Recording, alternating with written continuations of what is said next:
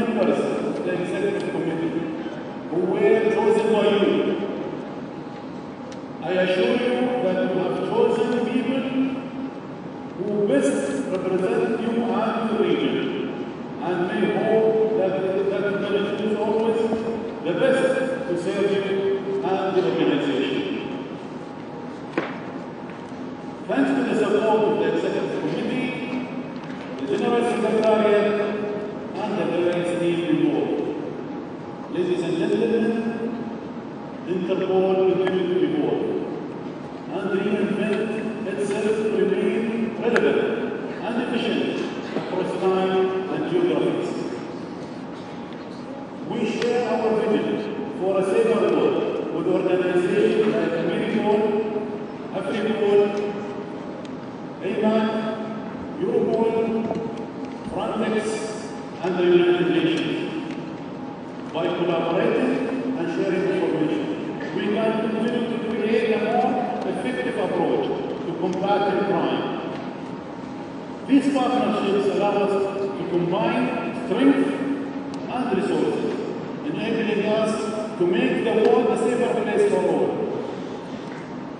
Since my election, I have worked with my Interpol peers to develop and deploy and enhance solutions to better support law enforcement personnel around the world. Under the Executive Committee's direction, we have greatly improved our digital infrastructure to boost our global security operations, enabling real-time information sharing and collaboration. Our secure global police communication system, including the Interpol Metaverse and other tools that, like the AVA, Interpol's artificial intelligence tool, are available to support operations and capacity building. This year, we have also deployed our Interpol mobile device in several countries. This helps us to enhance our ability to share intelligence swiftly and securely. Ladies and gentlemen, data is the core of what we do. It is the information that we share via our 19 database that enables Interpol to support countries around the world, regardless of their size. We are million hits against the databases, a significant 32% increase compared to the same time period in 2023. Database searches increased by 8%, bringing our records to 151 million. I urge you all, member countries, to continue using these databases to support their operations and to keep updating them to strengthen the intelligence efforts of your peers worldwide. Now, is it possible to create a truly effective Interpol without embracing diversity and inclusion? How can we future-proof our organization without fully reflecting the diversity of our global membership? This question drives our commitment to inclusion and representation. With the support of the Executive Committee, we have worked tirelessly to prioritize diversity and inclusion. Our experience has shown that our commitment paying off. No more than ever, it's crucial to foster a more inclusive and effective Interpol to not only future-proof the organization, but also to create a safer world. Since my election, I promised during my campaign, Interpol has prioritized diversity and inclusion, reflecting its global membership of 196 countries. Financial assistance for secondment has been implemented to support officers from underrepresented countries. Today, I am proud to say that diversity at our headquarters has grown from 108 nationalities in 2021 to 134 in 2024, with a more balanced distribution of managerial positions globally. Additionally, the Executive Committee approved Interpol's Excellence Award to acknowledge and promote your achievement. Ladies and gentlemen, allow me to highlight a few of our collective achievements from the past year. In 2024, Interpol made a significant progress in our operations. Over the past 3 years, Interpol has carried out 208 global police operations. Just last year, operation led to the arrest of 18,000 suspects, the seizure of 244 tons of drugs with $5.8 billion and more than 10,000 illegal weapons, and illegal medical equipment worth over $560 million. Operations also led to the dismantling of 20 organized crime groups that recovered over $406 million from all of their activities, and almost 7,000 bank accounts and 52 crypto wallets frozen from just one operation. Of course, none of these achievements would have been possible without you. I would like to extend my deepest gratitude to the brave women and men in this room and across the world who have dedicated their lives to protecting civilians. We are thankful for you and for your service. Ladies and gentlemen, Interpol here to serve all of its member countries. We are here to support everyone. No country is too big or too small. No country is rich or too poor. We are all equal.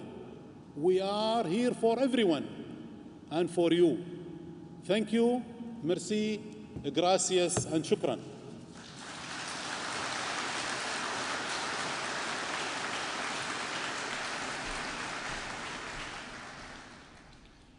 Thank you, Mr. President. Now, ladies and gentlemen, please enjoy watching this short video showcasing law enforcement here in the United Kingdom.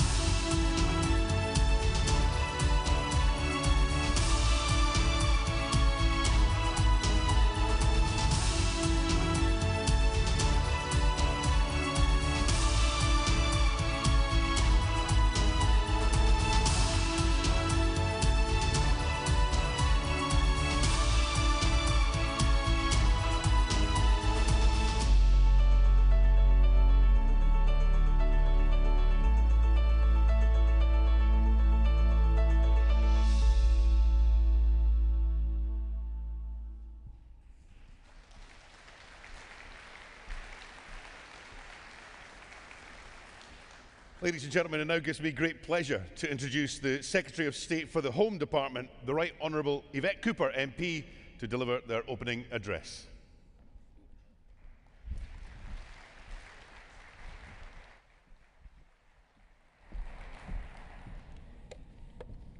Thank you very much. Good morning, and thank you, Mr. President, for your opening words.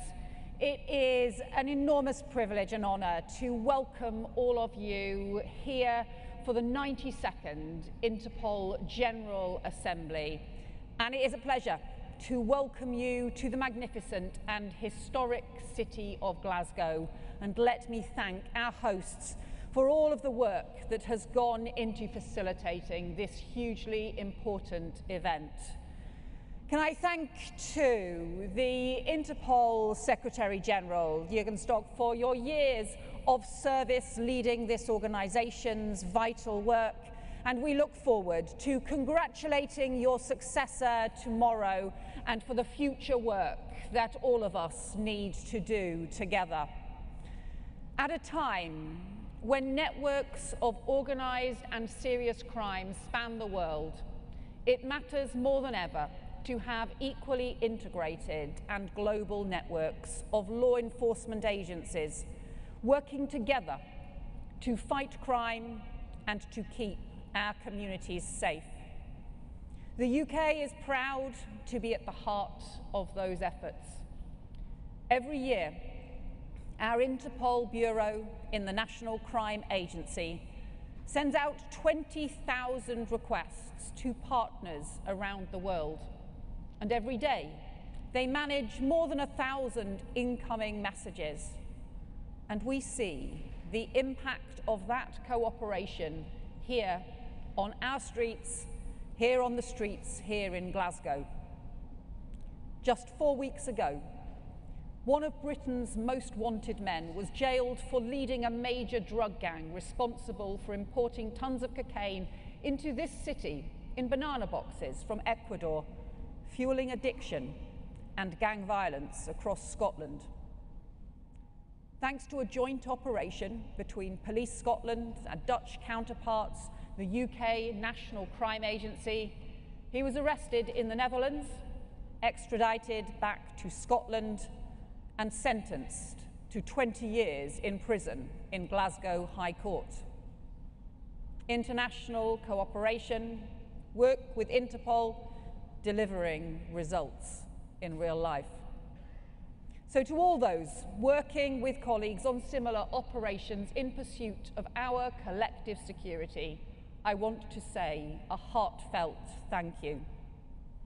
Over the past century, the success of Interpol has been a testament to the critical importance of its mission, to the skill and professionalism of its members, and to the spirit of innovation that has evolved through decades of political, technological, and social change. But most importantly of all, Interpol's success has been evidence of that enduring belief that together we are stronger. Britain's new government is committed to that principle, and from fraud to drug trafficking, we believe there are so many crimes and criminal networks which can only be tackled effectively through strong international policing cooperation. And let me highlight just two areas where we want to see even stronger cooperation in the years to come. First, in tackling the global scourge of violence against women and girls and child sexual abuse, the scale of which should continue to shame us all. Britain's new government has set a mission to halve violence against women and girls in a decade, but we know that cannot be achieved by working alone. Perpetrators and predators across the world are being enabled and emboldened by new technologies, the use of which is growing at an alarming rate. The scale, complexity, and severity of online abuse is increasing in every jurisdiction, and tackling these tech-enabled harms is a central priority for the UK, and I am very glad it will be one of the topics for discussion here this week. We will only tackle these new threats through increased cooperation and by committing to share not only the best intelligence but the best innovations to protect our children from harm.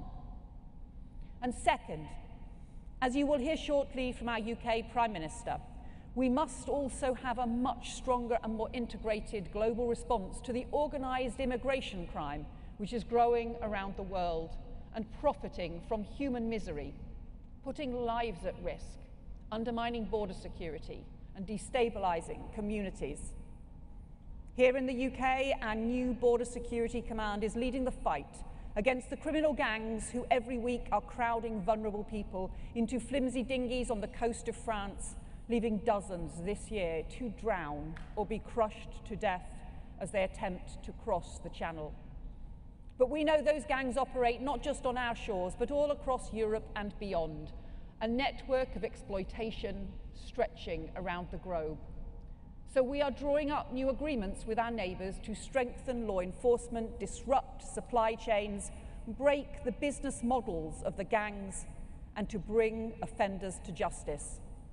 Because we know that the best way to strengthen UK border security is to work in partnership with other countries, tackling the shared threats we all face and preventing the growth of this transnational organised crime. On this issue and on so many others, the challenges we face may vary from nation to nation, but the dangers are becoming ever more interlinked. The lines between different threats are increasingly blurred. And thanks to modern technology, the ability of crime groups to operate internationally has never been greater. No single state can tackle these threats in isolation. International security and domestic security are two sides of the same coin. So that is why Interpol remains integral to public safety in every one of our countries. That is why, under this government, Britain will always be an active partner and committed friend as we seek to make the world safer to all, and we thank all of you for being part of these efforts this week. And we are fortunate to be led in our efforts in the UK by a Prime Minister who has spent many years leading national and international work to enforce the law, prosecute criminals, and keep our communities safe. So it is my great pleasure to introduce our Prime Minister, Keir Starmer, to open up this Assembly today. Thank you.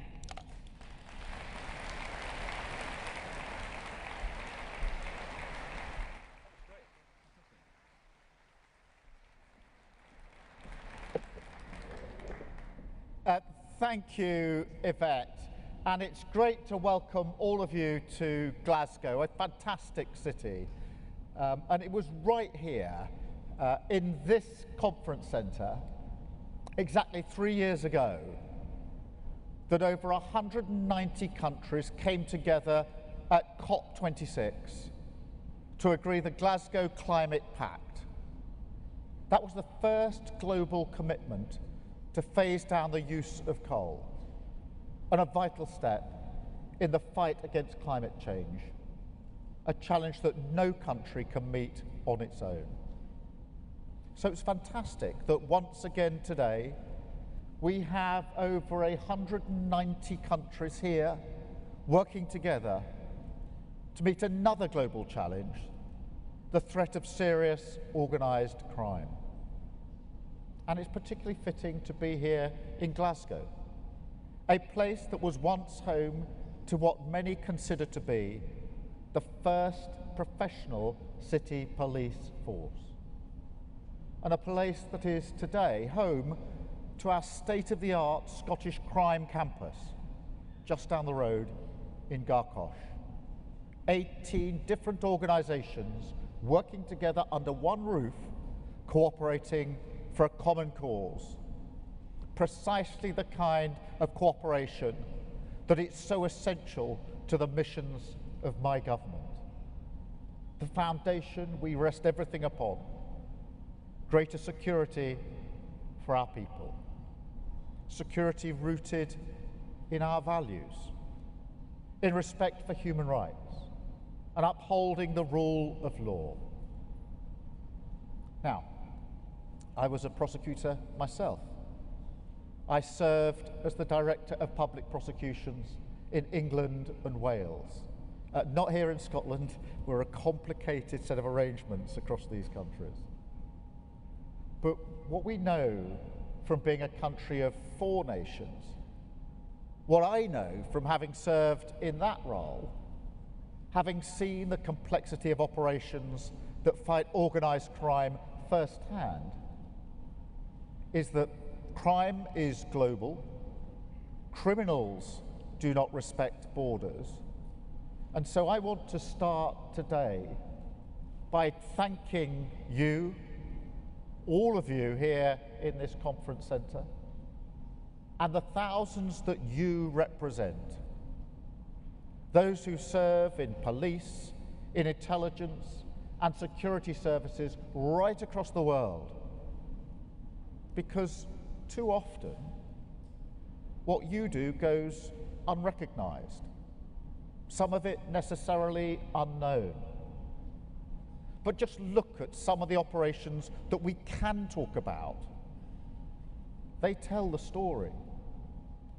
The UK working with the US and Ecuador to seize 19 tons of cocaine. The global identification of over 40,000 victims of child sexual abuse online, and more than 70 countries working together to save them. 60 countries working together to tackle online scams, resulting in almost 4,000 arrests and more than $250 million of assets seized. And of course, the operation which infiltrated and seized the online platform used by Lockbit, the world's most harmful cybercrime group.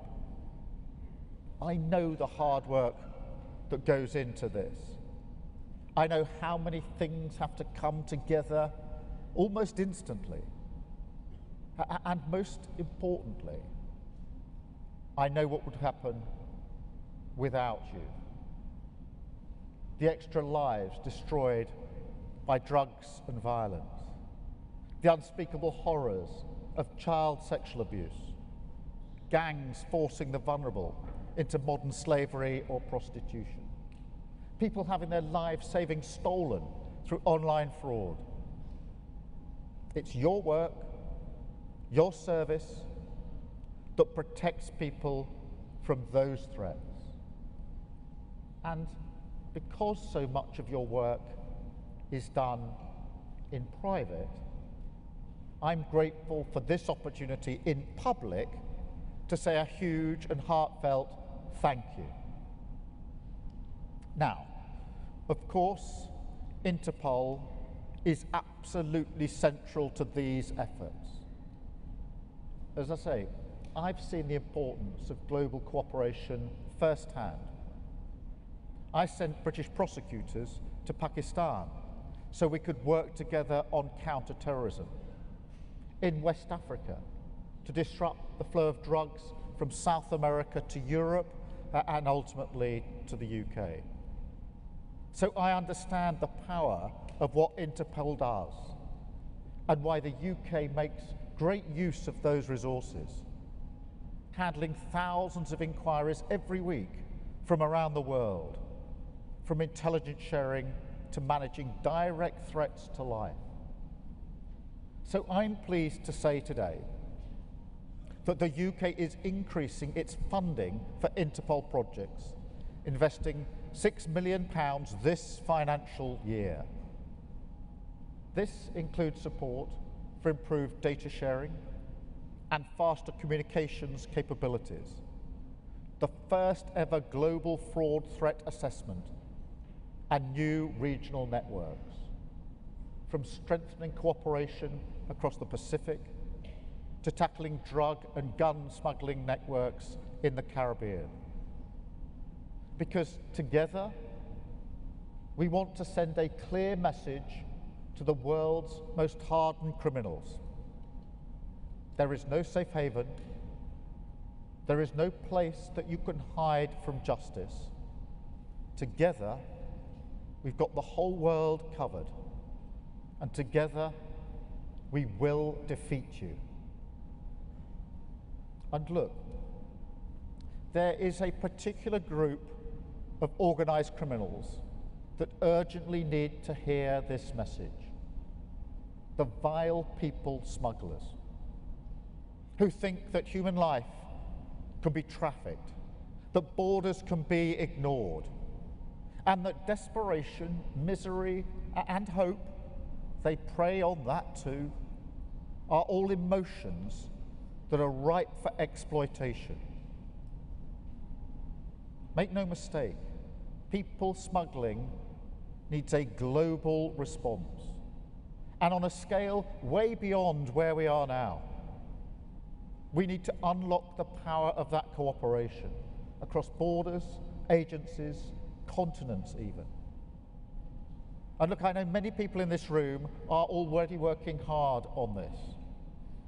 So I accept that my argument here is a political one, first and foremost.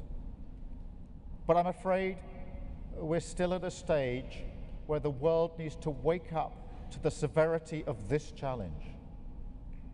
It goes back to security. I was elected to deliver security for the British people, and strong borders are a part of that. Of course they are. But I say it again, security doesn't stop at our borders. And illegal migration is, without question, a massive driver of global insecurity. There is nothing progressive about turning a blind eye as men, women, and children die in the Channel. And you don't advance the cause of global justice or compassion for those individuals to pretend that there is. This is a vile trade that must be stamped out wherever it thrives. Now, it exploits the cracks between our institutions. It pits nations against each other, profits from our inability at a political level to come together. That's part of the business model. So I will work with anyone serious who can offer solutions on this. Anyone. Because without coordinated global action, it will not go away. And unless we bring all the powers we have to bear on this, in much the same way as we do for terrorism, then we will struggle to bring these criminals to justice. And that, in a sense, is my message here today. People smuggling should be viewed as a global security threat similar to terrorism. We've got to combine resources, share intelligence and tactics, and tackle the problem upstream, working together to shut down the smuggling routes. Now, we do that with terrorism. When I was the Director of Public Prosecutions, it was my personal mission to smash the terrorist gangs. And we worked across borders to ensure the safety of citizens across Europe and across the world. Now, as the UK's Prime Minister, it is my personal mission to smash the people smuggling gangs. And look, that starts here in the UK. This Labour government is resetting the UK's whole approach to this challenge. No more gimmicks, no more gesture politics, no more irresponsible, undeliverable promises that almost by design seek conflict with other countries. We've turned the page on all of that because such promises are not worth the paper that they're written on. All they do is waste taxpayer money, destroy people's trust in politics as a force for good. Instead, we are approaching this issue with humanity and with profound respect for international law.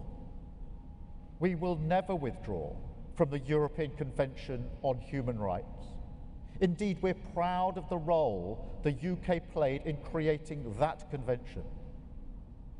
Respecting international treaties also makes international cooperation easier. because it shows that the UK is a reliable partner. So our approach is different. As I say, we're going to treat people smugglers like terrorists. So we're taking our approach to counter-terrorism, which we know works, and applying it to the gangs with our new Border Security Command.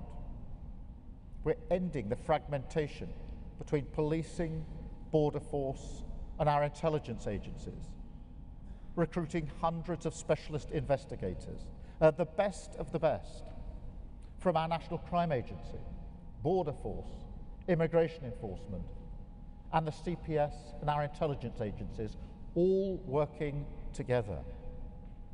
We're making border protection an elite border force. And not just within our country. We're also working together with international partners, sharing intelligence and tactics. Earlier this year, I visited the headquarters of our National Crime Agency.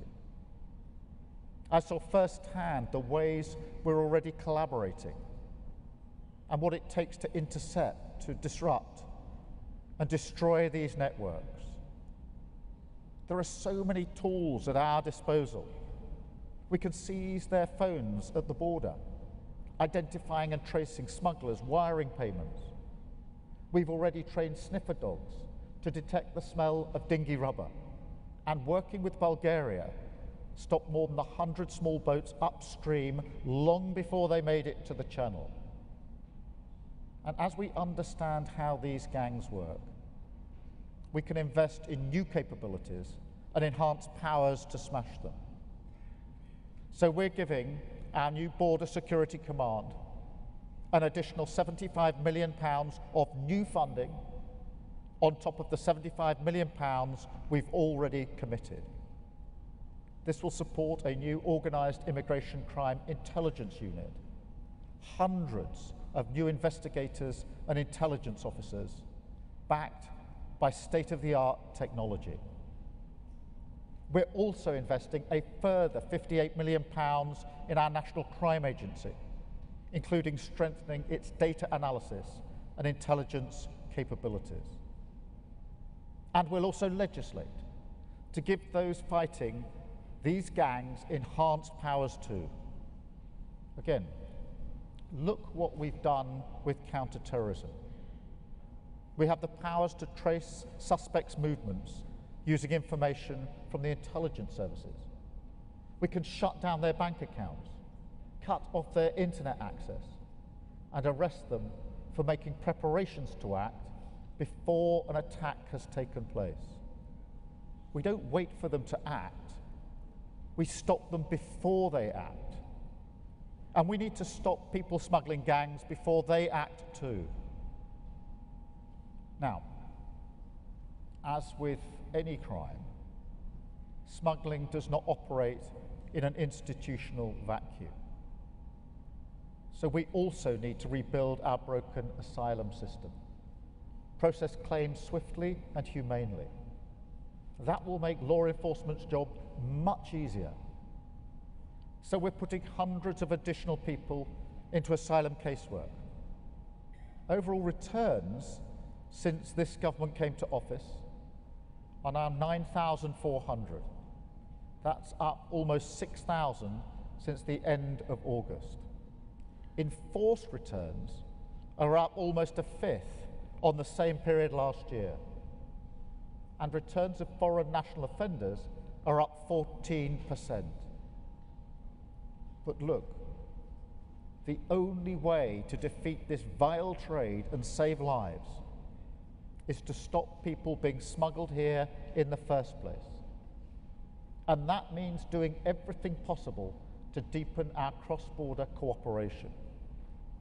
So international agreements matter. We have to use every tool that we have, operational, diplomatic, political, to join up our response. President Macron and I have already agreed to increase intelligence sharing and do more to dismantle smuggling routes further upstream. This is also a priority for the bilateral cooperation treaty we are working on with Germany.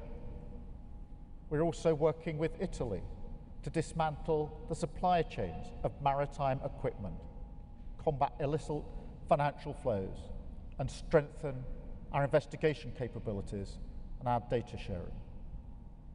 And as part of the UK's wider reset with the European Union, we are seeking a new security pact, including restoring access to real-time intelligence sharing networks.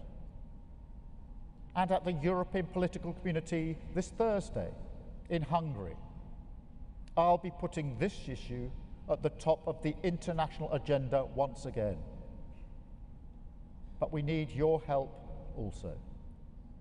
This is the General Assembly of the world's security experts. It's your cooperation across borders that save lives time and again.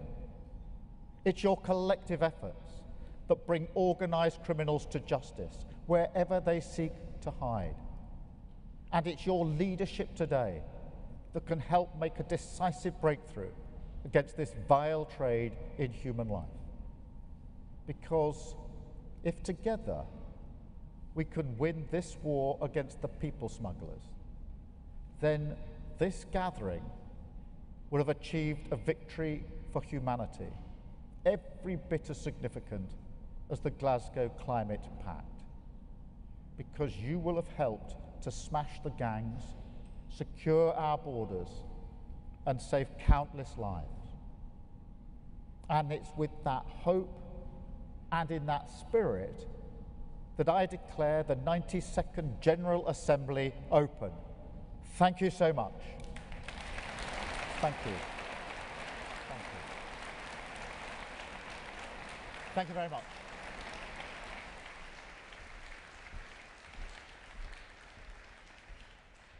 Thank you, Prime Minister, the Right Honourable Sir Keir Starmer, KCB MP, and also to the Secretary of State for the Home Department, the Right Honourable Yvette Cooper MP. Excellencies, distinguished guests, ladies and gentlemen, this brings us to the end of the opening ceremony. Please rise for the departure of our dignitaries.